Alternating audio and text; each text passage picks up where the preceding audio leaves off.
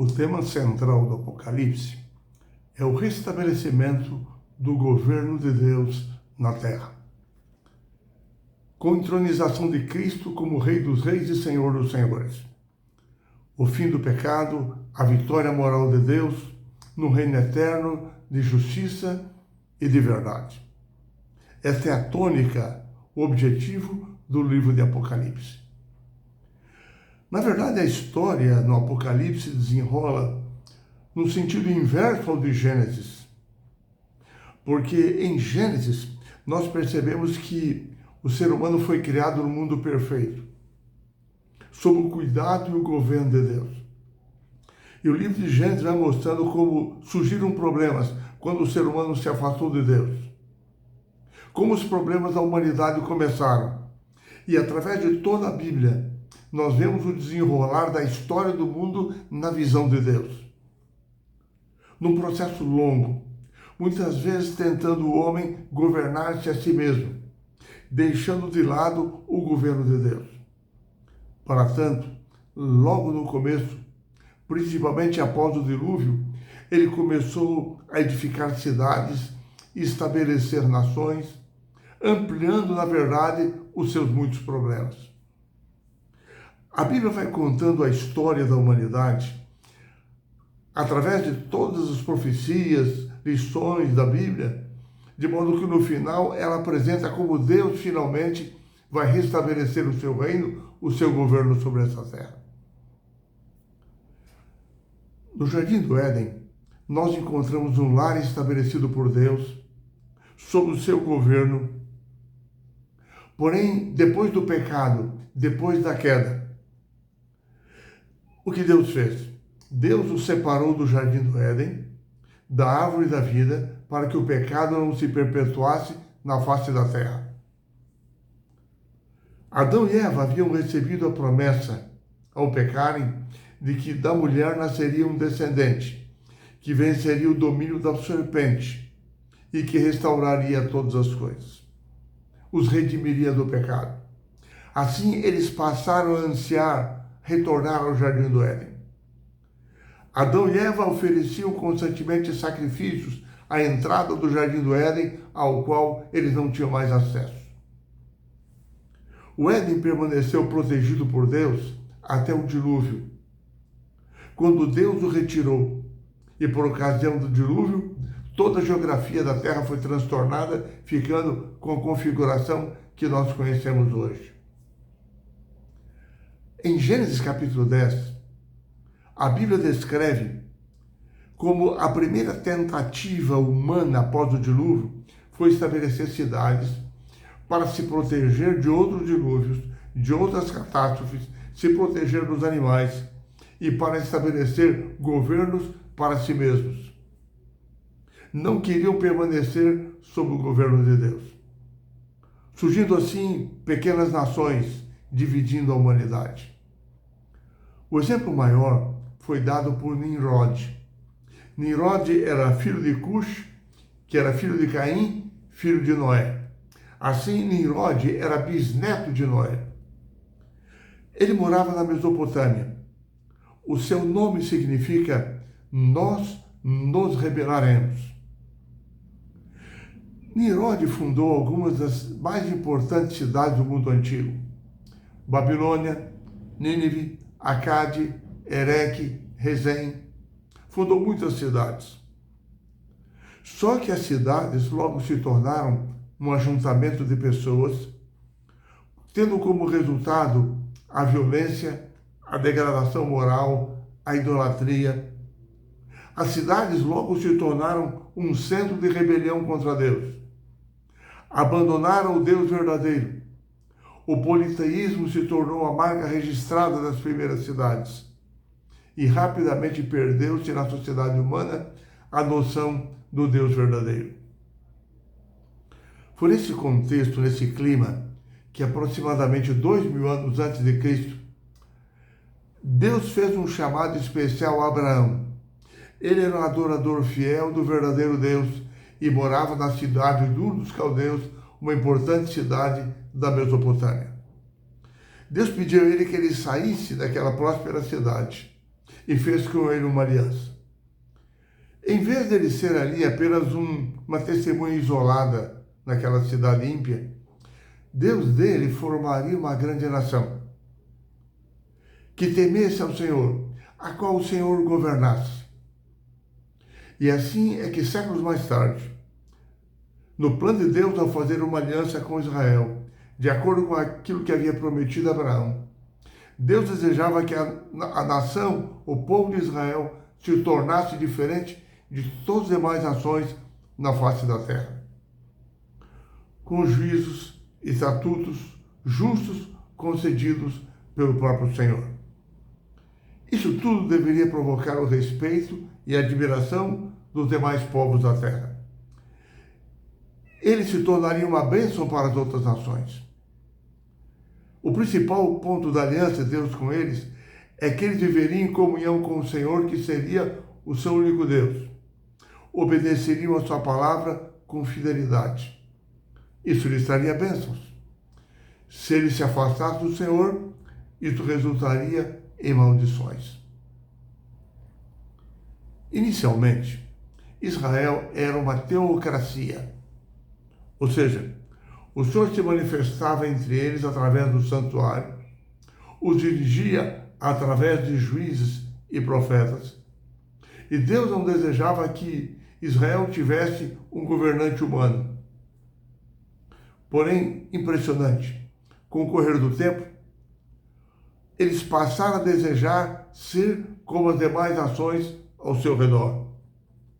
E assim eles se dirigiram a Samuel, quase 400 anos depois de haver entrado na terra prometida, e pediram um rei para si.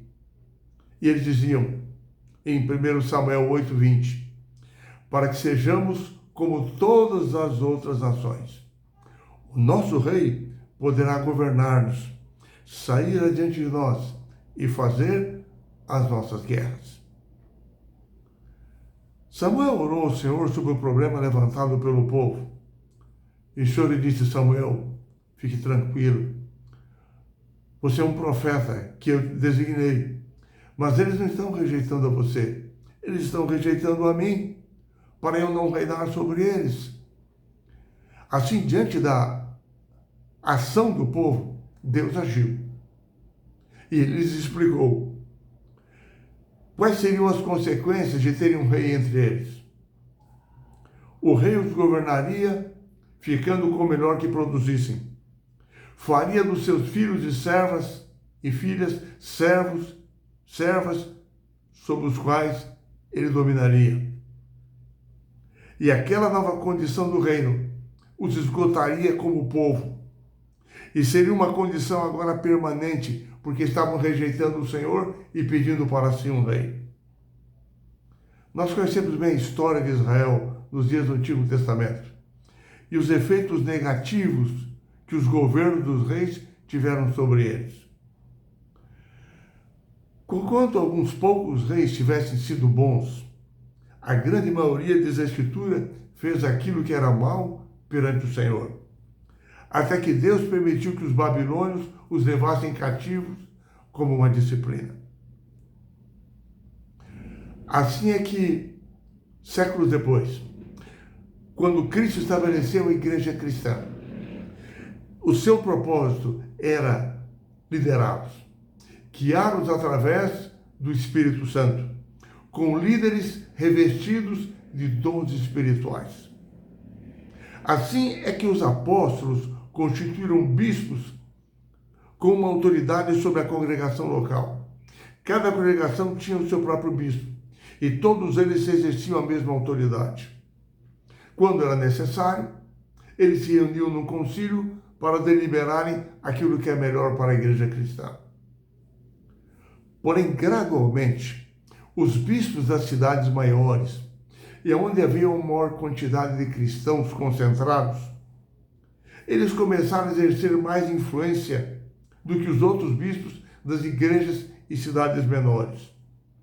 E assim, quando nós chegamos ao quarto século, nós percebemos que Roma havia se tornado o maior centro cristão do mundo da época, com o bispo de Roma pretendendo representar os cristãos diante do império.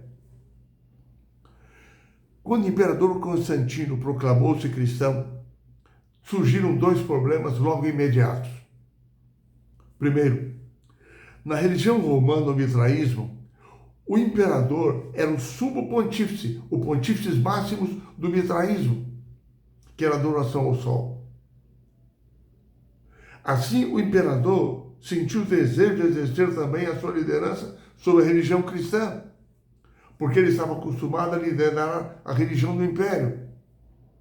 Assim, ele poderia usar o fator do crescimento do cristianismo como um fator político a seu favor no império, para manter a própria estabilidade do império. E ele exigiu que todo o império fosse cristianizado. E surgiu um segundo problema.